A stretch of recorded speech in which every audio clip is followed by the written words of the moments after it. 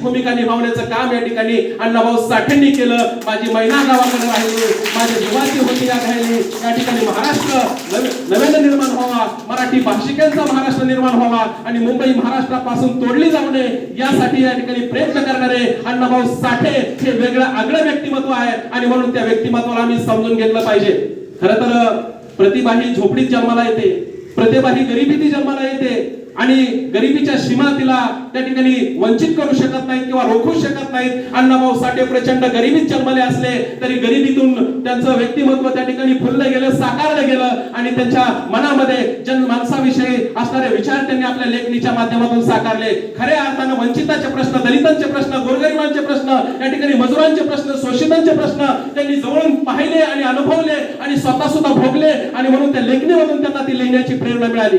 खरं तर स्वतः हमाल म्हणून त्यांनी काम केलं, झाडू मारणारा कामगार म्हणून काम केलं. एवढंच नाही तर ते फेरीवाल्याचे गाठोडे उचलण्याचं काम केलं, जनावर राखण्याचं काम केलं आणि त्या ठिकाणी गिरणीमध्ये काम करण्याचं काम सुद्धा त्यांनी गिरणी कामगार म्हणून केलंय. आणि म्हणून शोषिताच्या वेदना, वंचिताच्या वेदना, कामगारांचे प्रश्न, या ठिकाणी स्त्रियांचे प्रश्न आणि भुकेचा आक्रोश काय असतो अण्णाभाऊ साठे इतकं दुसऱ्या कोणाला सांगता येणार नाही. कारण त्यांनी 3-3, 4-4 दिवस भुकेनं त्या ठिकाणी ते उपाशी राहिलेत आणि म्हणून भुकेच्या वेदना त्यांच्या लेखणीतून साकारल्या आणि म्हणून त्यांच्या कादंबरीमधून जे अप्रतिम लेखन समोर आलं आणि ते जगाला देणगी म्हणून मिळालं. आणि म्हणूनच फकीरासारखी कादंबरी समोर का आली? कारण त्यांचा सख्खा मामा या ठिकाणी इंग्रजांच्या विरोधात उभा ठाकला आणि आपल्या संसारावरती तुळशी पात्र टाकून आजी आजोबा वयस्कर असताना आणि त्या ठिकाणी आपली मामी लेकरं सगळं वारेवर सोडून ते भारताच्या स्वातंत्र्य लढ्यामध्ये सहभागी झाले आणि इंग्रजांनी शेवटी त्यांना पकडण्यासाठी अट्टहास केला. मात्र ते सापडत नव्हते, भूमिगत राहून इंग्रजांच्या विरोधात लढत होते. मात्र अख्ख्या गावाला इंग्रजांनी मारायला चालू केलं. आपल्यामुळे आपल्या गावाला त्रास होतो, लोकांना त्रास होतो म्हणून शेवटी फकीरा शरण गेले आणि त्यांना फासावरती चढवलं गेलं. मात्र आपला स्वाभिमान त्यांनी अखेरपर्यंत ढळू दिला नाही. त्या फकीरावरती, आपल्या मामावरती लेखन करणारे अण्णाभाऊ साठे एक अप्रतिम असे लेखक होते आणि म्हणून 1959 ला लिहिलेली ही कादंबरी अवघ्या 2 वर्षात महाराष्ट्र सरकारनं त्या कादंबरीला उत्कृष्ट कादंबरीचा पुरस्कार दिला गेला.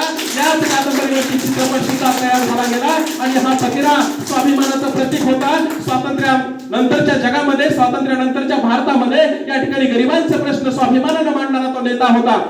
खरं तर अण्णाभाऊ साठेंचं नशीब असं की त्यांचा जन्म गुलामीत झाला, पारतंत्र्य झाला, इंग्रजांच्या साम्राज्यात झाला. मात्र त्यांचा मृत्यू स्वतंत्र भारतात झाला. त्यांचं 27 वर्षाचं आयुष्य पारतंत्र्यामध्ये गेलं, मात्र 23 वर्षाचं आयुष्य त्यांचं हे स्वातंत्र्यामध्ये गेलं. आणि या स्वातंत्र्याच्या जगामध्ये त्यांनी ठणकावून सांगितलं की आजादी झुटी है, देश की जनता भूकी है. जरी भारत स्वतंत्र झाला तरी सुद्धा गोरगरिबांचे प्रश्न तसेच आहेत. त्या प्रश्नांना न्याय देण्याचं काम राज्यकर्ते करत नाहीत आणि याच्या विरुद्ध 20,000 लोकांना एकत्र घेऊन मोर्चा काढण्याचा धाडस कुणी केलं असेल तर लाल बावटा संघटनेच्या माध्यमातून अण्णाभाऊ साठेंनी केलं. आणि म्हणून आज सुद्धा या ठिकाणी अन्यायाविरुद्ध या ठिकाणी गर्जना करायची असेल, आवाज उठवायचा असेल तर ती बावटा संघटना सुद्धा अन्यायाच्या विरोधात आवाज उठवते. शासनाला या ठिकाणी भाग पाडलं की अनेक योजना, घरकुल असतील किंवा शिक्षणाच्या योजना असतील, गोरगरिबांपर्यंत पोहोचवण्यासाठी अण्णाभाऊ साठेंच्या नावानं वेगवेगळ्या योजना या ठिकाणी राबवल्या जातात. पोस्टाचं तिकीट सुद्धा त्यांच्या नावाने छापलं गेलं. एवढंच नाही तर मुंबई मधला त्या ठिकाणचा एक पूल सुद्धा त्यांच्या नावाने त्या ठिकाणी बांधलेला आहे. त्यांचं जयवंत नावाची कादंबरी सुद्धा प्रचंड गाजलेली. अनेक कादंबऱ्यांचं लेखन केलं. सुमशनातील सोनं आणि त्या भीमाच्या व्यथा, वेदना आणि वंचिताच्या वेदना, पोटाचं खळगं भरण्यासाठीचा संघर्ष त्यांच्या लेखनातून आपला जाणवतो. आणि म्हणून असा अप्रतिम लेखन करणारा हा लेखक केवळ लेखन करून थांबत नाही तर जगाला एक दिशा दाखवण्याचं काम करतो, गोरगरिबांना एक मार्ग दाखवण्याचं काम करतो आणि शोषितांना, वंचितांना अन्यायाच्या विरोधात उभं राहण्याचं काम करतो. स्वाभिमानाला लढण्याचं सामर्थ्य या ठिकाणी देण्याचं काम त्यांची लेखणी करते. अशा या प्रतिभावंत लेखकाचा जन्म आपल्या महाराष्ट्राच्या मातीमध्ये व्हावा आणि त्यांच्या अप्रतिम लेखणीतून आणि कार्यातून जगाला एक नवी दिशा मिळावी यासारखं तुमचं आमचं सद्भाग्य नाही. अशा या महान विभूती त्यांच्या जयंती निमित्त आपण विनम्र अभिवादन करूयात,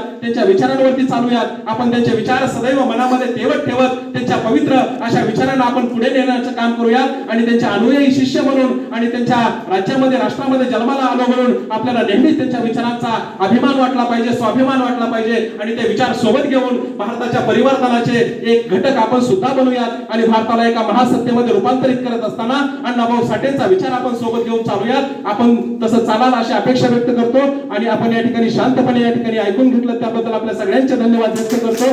त्याचबरोबर मला या ठिकाणी व्यक्त होण्याची संधी दिली त्याबद्दल या ठिकाणी संयोजन समितीचे मी धन्यवाद व्यक्त करतो आणि सांगतो जय हिंद, जय महाराष्ट्र, जय अण्णाभाऊ साठे.